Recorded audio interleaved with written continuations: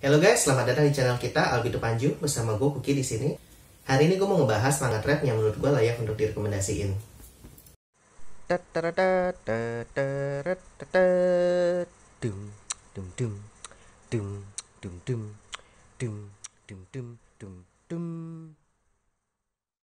Nah, buat teman-teman yang mungkin masih nggak familiar dengan istilah trap itu apa, jadi trap itu salah satu genre dari manga yang mungkin secara simpelnya gue artiin adalah jebakan.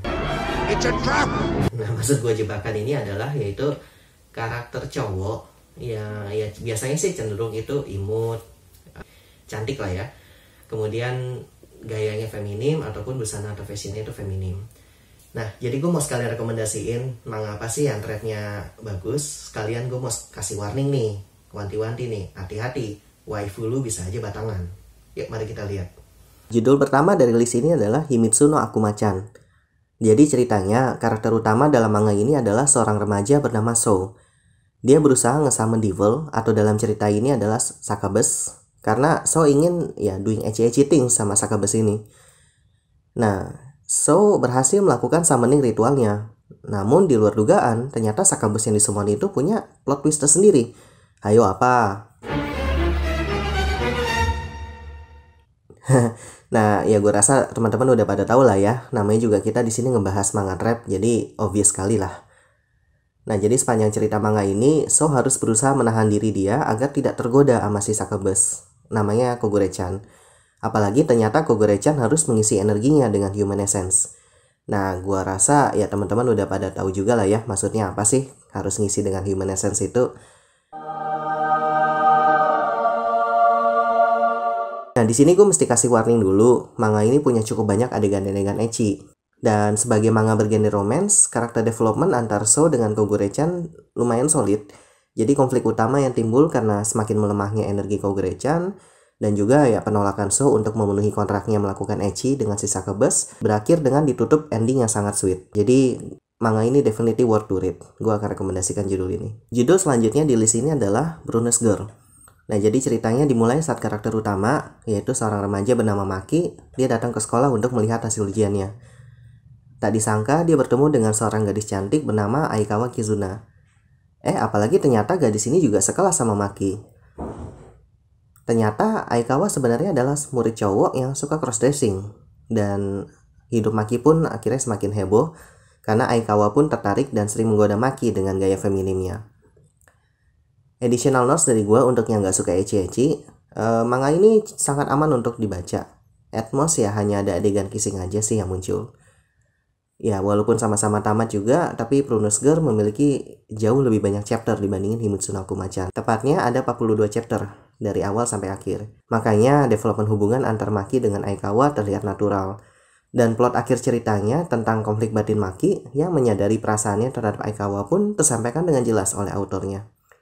Buat gue pribadi, endingnya sih memang sweet ya, tapi terlalu singkat. Jadi konklusinya cuma dalam 1-2 chapter doang. So, somehow gue sih pengen kalau misalkan ada berapa chapter lagi lah, additional chapter setelah Maki dan Aikawa jadi official couple. Nah, buat lo yang memang suka romance ringan, tentang school life gitu, dan tentunya trap, jadi manga ini definitely salah satu judul yang harus lo baca.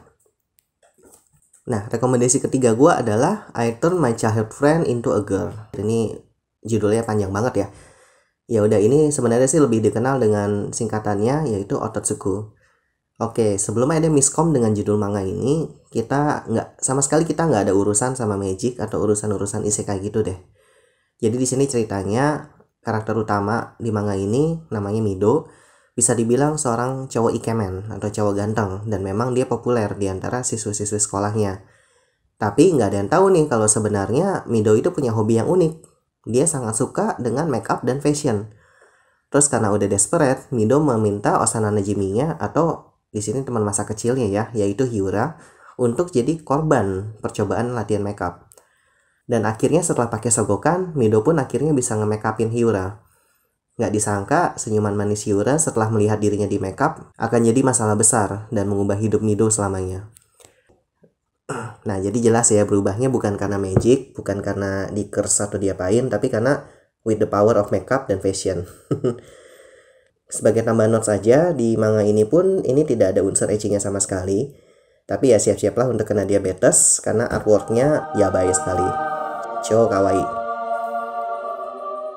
Nah, judul keempat yang mau gue rekomendasiin adalah Fukokai no Boku no Subete wo. Ini juga susah ya disebutnya ya. Ya udah, lebih dikenal ini dengan judul Fukaboku. Nah, manga kali ini menceritakan siswa SMA, yaitu karakter utama kita yang bernama Tetsu Iwauka. Dia mendapati bahwa teman sekelasnya, Mogumu, selalu sendirian di kelas. Tetsu pun mengundang Mogumu untuk kerja di maid cafe milik keluarganya, jadi supaya Mogumu juga bisa nambah teman. Namun, walaupun Mogumu pada awalnya antusias, tapi ada satu masalah besar.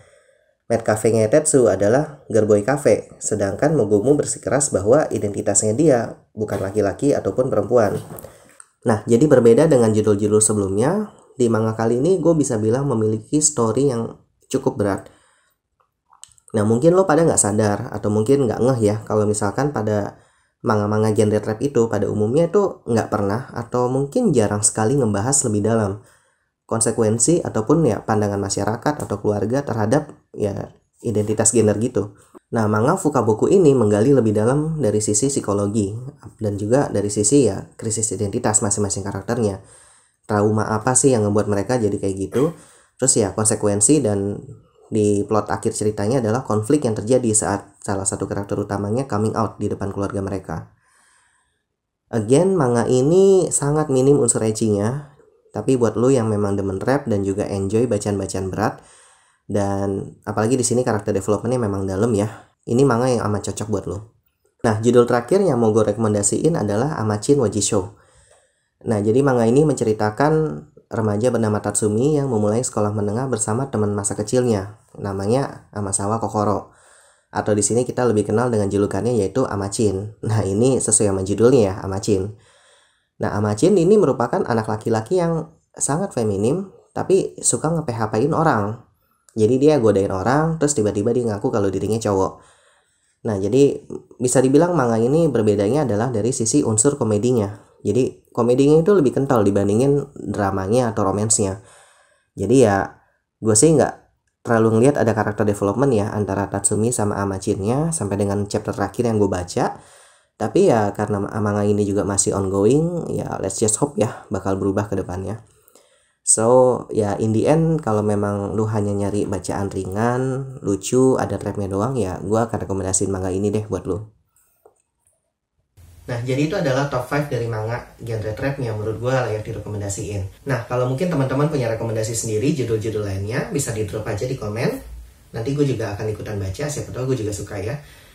Jangan lupa klik subscribe, like, dan di-share kalau misalkan lu ngerasa konten ini berguna. Oke, sekian dari gua hari ini. See you next time. Bye-bye.